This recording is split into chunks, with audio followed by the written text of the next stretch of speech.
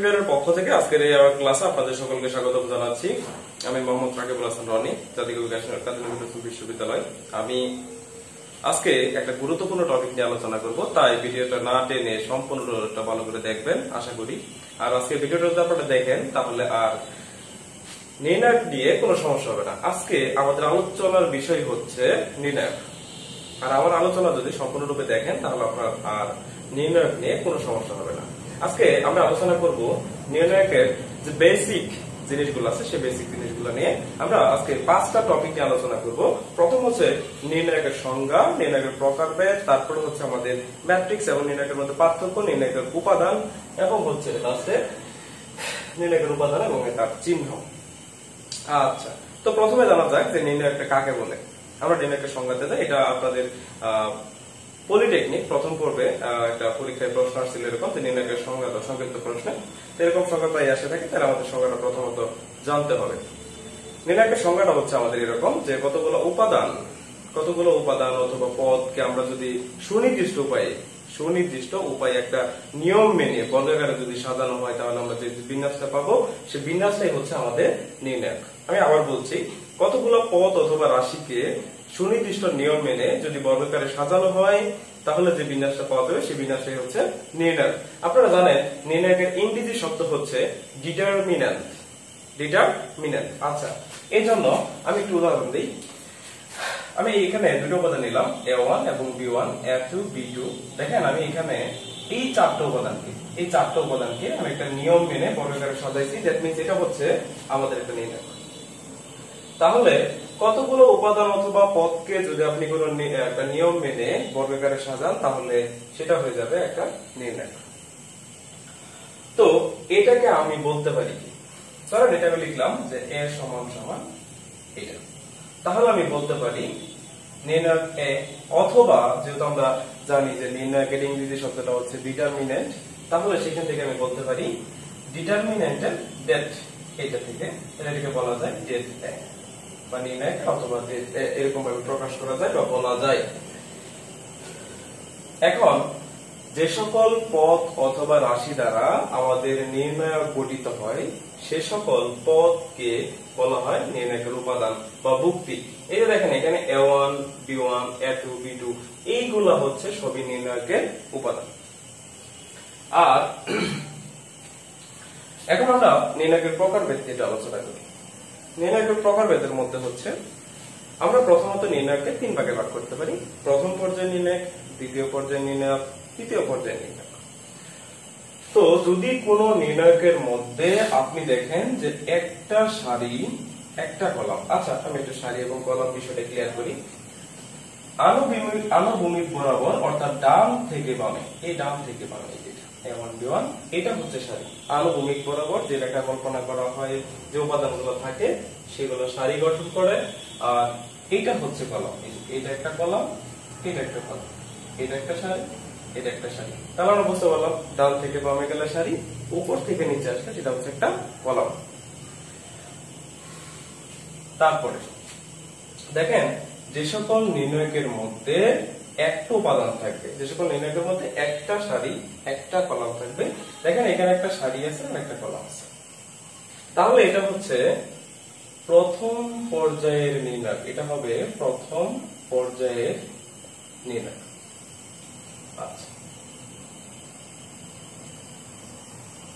দ্বিতীয়ত খেয়াল করেন, এখানে একটু খেয়াল করেন, এইখানে দুইটা সারি আছে, এই যে একটা সারি, এই যে একটা সারি, এই যে একটা কলাম, এই যে একটা কলাম। তার মানে এখানে দুইটা সারি দুইটা কলাম, তাহলে এটাকে আমরা বলবো দ্বিতীয় পর্যায়ের নির্ণায়ক। এটা হচ্ছে দ্বিতীয় পর্যায়ের নির্ণায়ক।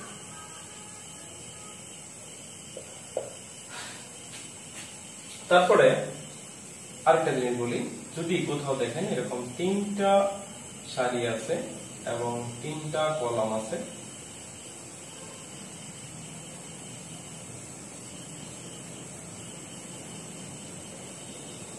যদি দেখেন কোথাও 3টা সারি, এই 1 নাম্বার 2 নাম্বার 3 নাম্বার, আবার এই দেখেন একটা কলাম 2টা কলাম 3টা কলাম, তাহলে এরকম যদি আপনি দেখতে পান যে তিনটা সারি এবং তিনটা কলাম আছে, সেটা হচ্ছে তৃতীয় পর্যায় নির্ণায়ক।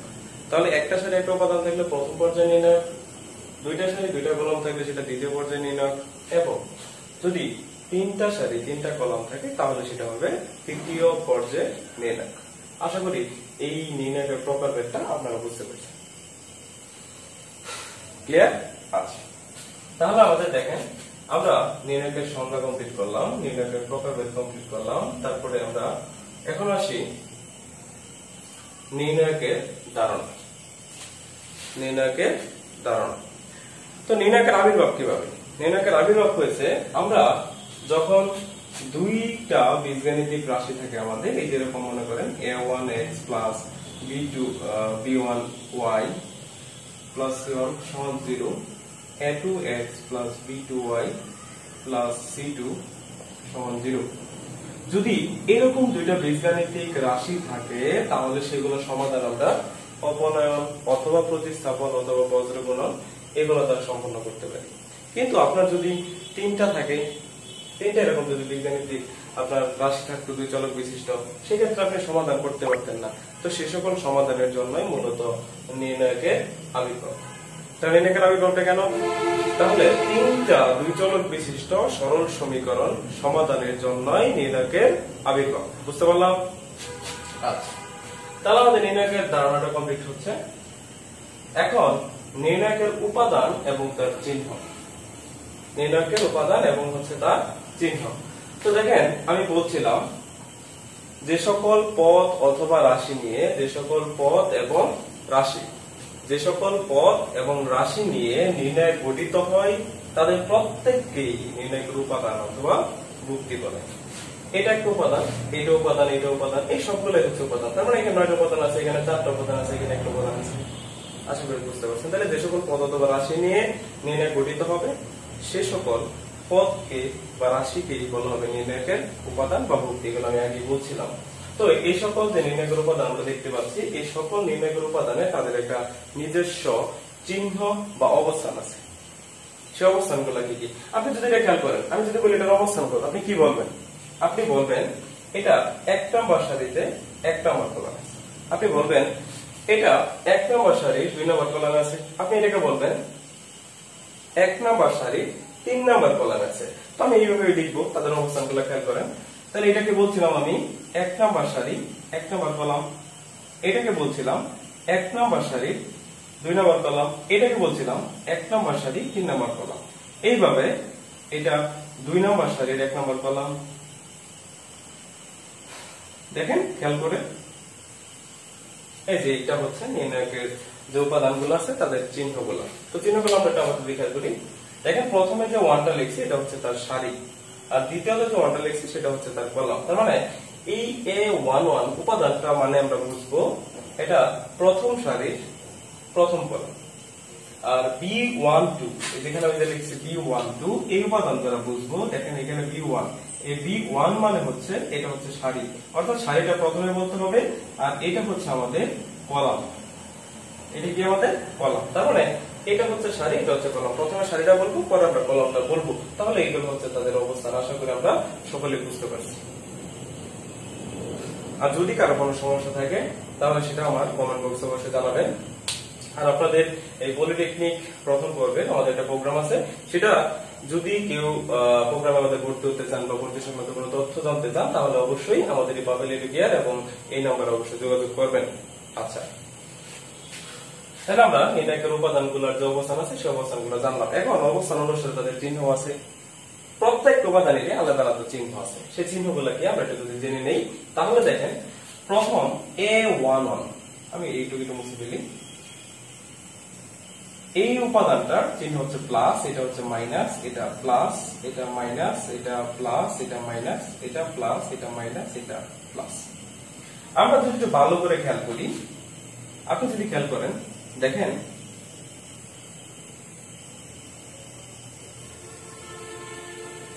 তাদের যে কর্ণ বরাবর অংশগুলো আছে, দেখেন তাদের কর্ণ, এই কর্ণ বরাবর সবগুলো দিকে আমাদের প্লাস আর বাকিগুলা মাইনাস।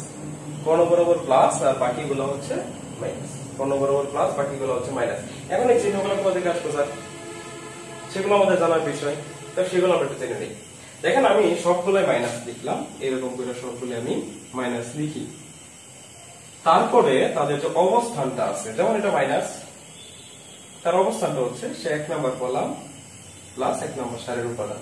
তাহলে আমি মাইনাসের উপরে যদি 1 আর 1 যোগ করলে হচ্ছে 2, তাহলে মাইনাসের উপরে স্কয়ার করেন বা পাওয়ার 2 দেন, 2 দিলে সেটা আলটিমেটলি কি হয়ে যাবে, প্লাস হয়ে যাবে। তাহলে মাইনাসের উপরে জোর পাওয়ার বিধায় এখানে প্লাস হয়েছে। আবার দেখেন এটার উপরে সে 1 নাম্বার সারি এবং 2 নাম্বার কলাম, 1 নাম্বার সারি, এই যে 1 নাম্বার সারি আর 2 নাম্বার কলাম, তাহলে 1 আর 2 যোগ করেন 3, তাহলে মাইনাসের উপর যদি আপনি 3 পাওয়ার দেন মানে বিজোড়, তো বিজোড় থাকলে আমরা জানি মাইনাসের উপরে যদি বিজোড় পাওয়ার দেওয়া হয় সেটা মাইনাসে থেকে যায়। এই জন্য দেখেন দ্বিতীয়টার পাওয়ার মাইনাস। তৃতীয়টা দেখেন, এটা আমাদের একটু খেয়াল করেন, এখানে সে 1 নাম্বার সারি 3 নাম্বার কলাম, তাহলে আপনি 3 আর 1 যোগ করেন কত হচ্ছে 4, 4 কি জোড় নাম্বার না, জোড় সংখ্যা না, তো জোড় সংখ্যা হওয়ার জন্য তাহলে মাইনাসের উপর জোড় সংখ্যা, তার মানে সেটা কি হবে, প্লাস হবে। তো এইভাবে আমরা সকলটা এই চিহ্নগুলো পেয়ে থাকি।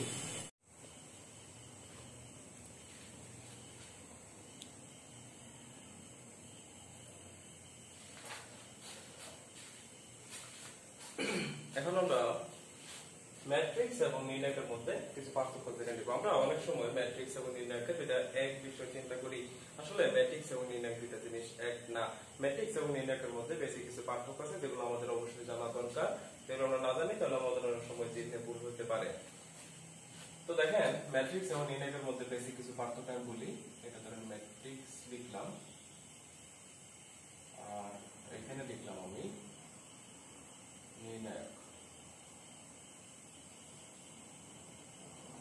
তো দেখেন আমরা ম্যাট্রিক্সকে থার্ড ব্র্যাকেট অথবা ফার্স্ট ব্র্যাকেট অথবা জোড়া দুইটা টান দ্বারা প্রকাশ করতে পারি, কিন্তু নির্ণায়ককে আমরা যদি প্রকাশ করতে চাই তাহলে শুধুমাত্র দুইটা খাড়া টান দিব। আমরা যদি নির্ণায়ককে প্রকাশ করতে চাই তাহলে দুটো শুধু খাড়া টান দিব। আর ম্যাট্রিক্সের যে চিহ্নগুলো আছে সেগুলো হচ্ছে থার্ড ব্র্যাকেট নয়তো ফার্স্ট ব্র্যাকেট নয়তো খাড়া দুইটা টান। আবার বলি, থার্ড ব্র্যাকেট ফার্স্ট ব্র্যাকেট নয়তো খাড়া দুইটা টান, এটা হচ্ছে ম্যাট্রিক্সের চিহ্ন। আর নির্ণায়কের চিহ্ন হচ্ছে শুধু দুটি খাড়া টান। তারপরে আর কিছু পার্থক্য যদি বলি, ম্যাট্রিক্স এবং নির্ণায়ক, দেখেন ম্যাট্রিক্স একাধারে আয়তাকার হতে পারে, আবার ম্যাট্রিক্স বর্গাকারও হতে পারে। ম্যাট্রিক্স একাধারে কি হতে পারে, আয়তাকার হতে পারে, বর্গাকার হতে পারে, কিন্তু নির্ণায়কটা আপনার বর্গাকার হইতে হবে। নির্ণায়কটা শুধুমাত্র বর্গাকার, অর্থাৎ তার ভিতরে দুটো পর্যায় থাকতে হবে, দুইটা কলাম থাকতে হবে, অথবা তার ভিতরে 3টা সারি 3টা কলাম থাকতে হবে। মানে এটা বর্গাকার হইতে হবে, এটা আয়তাকার বর্গাকার দুটোই হতে পারবে।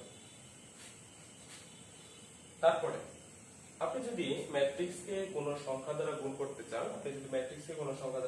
চান, ধরুন আপনি 2 দ্বারা যদি গুণ করতে চান, তাহলে 2 দ্বারা আপনার যতগুলা এলিমেন্ট আছে, উপাদান আছে, সকল উপাদানকে আপনার গুণ করতে হবে। আপনি যদি ম্যাট্রিক্সে কোনো চিহ্ন দ্বারা বা কোনো সংখ্যা দ্বারা, কোনো স্কেলার রাশি দ্বারা যদি গুণ করতে চান তাহলে সবগুলোকে গুণ করতে হবে। কিন্তু আপনি যদি নির্ণায়ককে ধরেন আপনি 2 দ্বারা গুণ করতে চান, তাহলে নির্ণায়ক দ্বারা শুধুমাত্র যে কোনো একটা সারি আর যে কোনো একটা কলাম গুণ করলেই হবে।